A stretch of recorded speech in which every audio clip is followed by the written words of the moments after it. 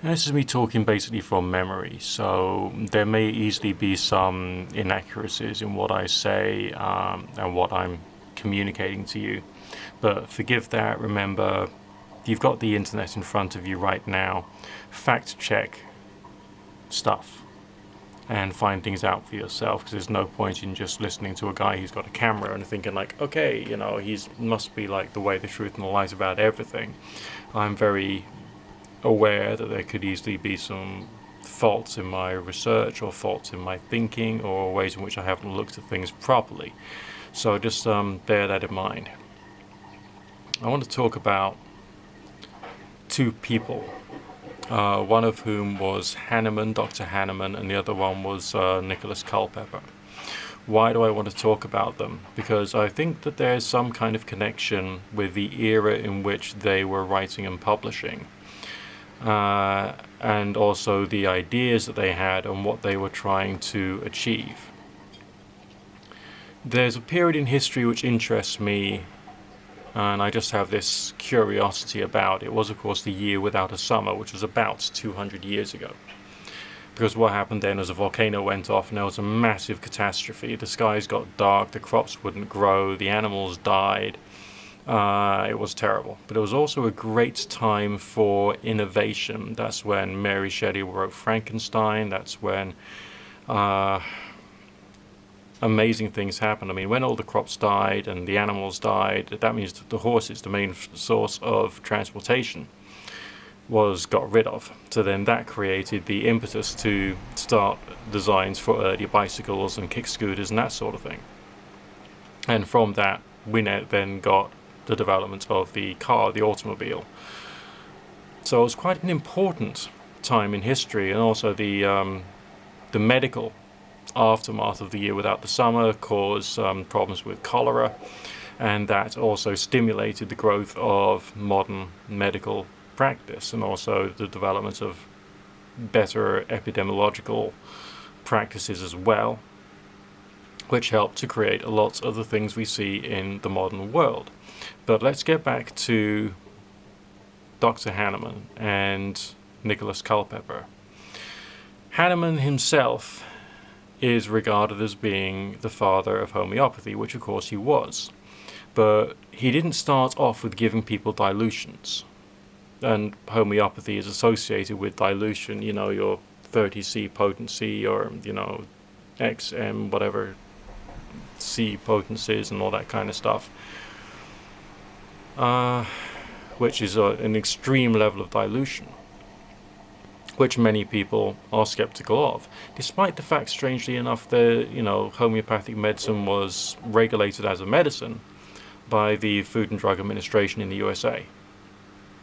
Properly regulated to make sure that it would actually do its stuff, really, which I think is interesting. And there's well over 100 or more studies, all of which deal with the effectiveness for the homeopathic medicine with not only humans but also animals too. And animals aren't as suggestible as humans, therefore suggesting that there is something going on there. But I don't think that we have enough objective information to say precisely the ways in which homeopathy operates. There's too many questions, basically. All right, as far as I'm concerned, we got questions, we haven't got answers. But that's what I've been saying on this channel since Adam and Eve was thinking that apples look really rather tasty. No, I have a cough. I don't have COVID. At least I hope I don't. Right, but now Hanneman himself wrote about 200 years ago. Culpepper wrote afterwards. The two people seem to be trying to create different forms of medicine. Nicholas Culpepper was trying to put folk medicine properly in the hands of the people. Hanneman seems to be creating something for physicians, for doctors, things that could be prescribed. So they are both approaching the problem of human suffering in two different ways. One of the ways in which Dr. Hanneman got his ideas from of similar suffering, which is the phrase from which we get homeopath, similar suffering, homeopathology, I think, was because he used the bark of a tree in excess, and he got the symptoms of malaria.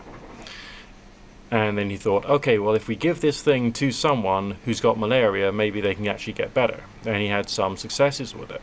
And these days we know that plant contains quinine, which of course is used in the treatment of malaria and also is in tonic water, because the British colonialists are, rich drunkards, and so therefore they mix their gin with their tonic water, and hey presto, gin and tonic. Just thought I'd throw that your way, for no particular reason. But both Hanneman and Culpepper were essentially wrong.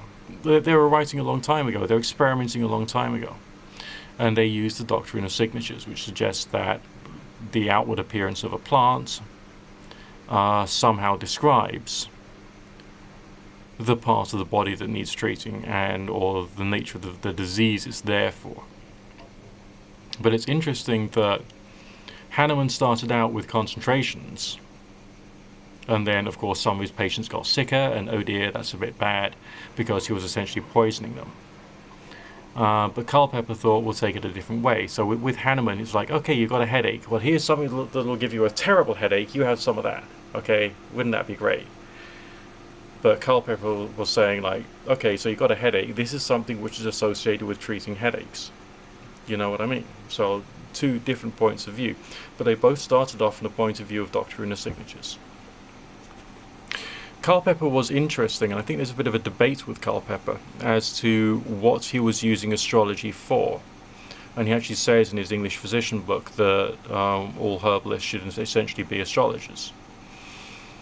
He seems to be breaking up the various herbs and plants into, the astrological signs, the planets, and so on and so forth, which has now kind of like moved more into occultic spirituality these days for some reason.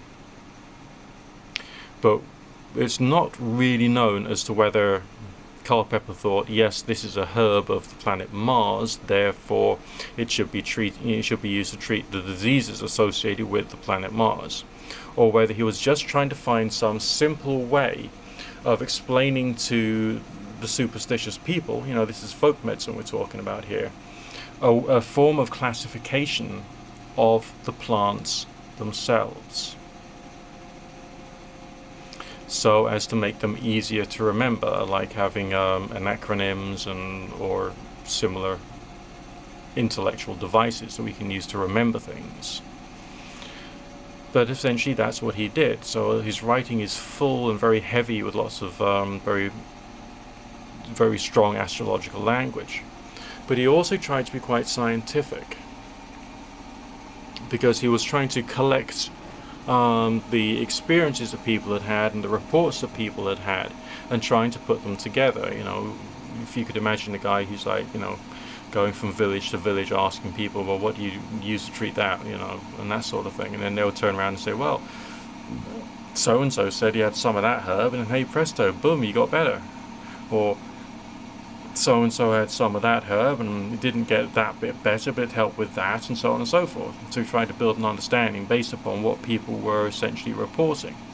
One of the things that he did was look at what people said about tobacco, because when tobacco came in, it was regarded as being not only a recreational substance but also a wonder drug, and regarded as being medicine. Obviously the nicotine just makes you feel better in some respects, so you can understand why people would have thought it was some kind of medicine. And he said it is said that the smoking of tobacco will keep the plague away, but he says there were many who died in the plague who were great smokers of tobacco. So he was still looking at the way in which people were talking about the herb, but he was also looking at what actually happened in the outer world and drawing some conclusions there to provide people with a bit of questioning and a bit of doubt. So I kind of like the way in which Culpepper wrote and described some things, although for some people, of course, his use of astrological language could be putting some people off, which I think is also understandable as well.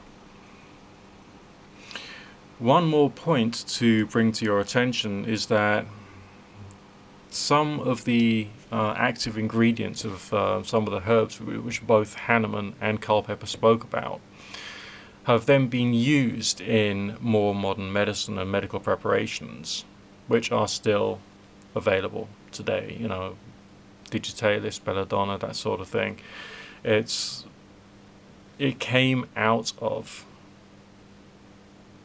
the work of the founder of homeopathy and one of the fathers of modern herbalism. So these days, although there's been more research done and more papers published and the rest of that, it's still based upon these two people who I believe may have been influenced by The Year Without a Summer. I mean, one of the things that Hanneman was objecting to was the primitive and even violent forms of surgery and medicine that was done before his time. Okay, you got a headache? Okay, we'll just cut that off. Okay, that's an exaggeration. But you know what I'm talking about. It was leeches, and it was cutting people open, and they didn't have good medicine. So that's why Hanneman was saying we got to try and refine it. And what you could do is look at modern medical practices and modern things which are in modern pharmacies, and think to a certain extent he has succeeded, because although there is still surgery, it's nowhere near as bad as it was in the old days, okay, and medicine has moved forward a hell of a lot. And so in some respects, even with allopathic medicine, I think that Hanneman, if he was around today, would probably look at what we've got now and think, yeah, we've done things to move things forward, and probably the same with Nicholas Culpepper too, because things in general have improved. Nicholas Culpepper wrote after The Year Without a Summer. Okay, so he would have had all the misery and the darkness and the death and the poverty within either his memory or in the memory of his family. And I think he would have been aware of human suffering as well. And so these two different strains of wisdom are still echoing in the modern life we have today, and I think that that's pretty cool. No real reason why I'm doing this for you today, it's just I felt like it, and maybe it will give you more of a reason to find out more about these two wonderful people.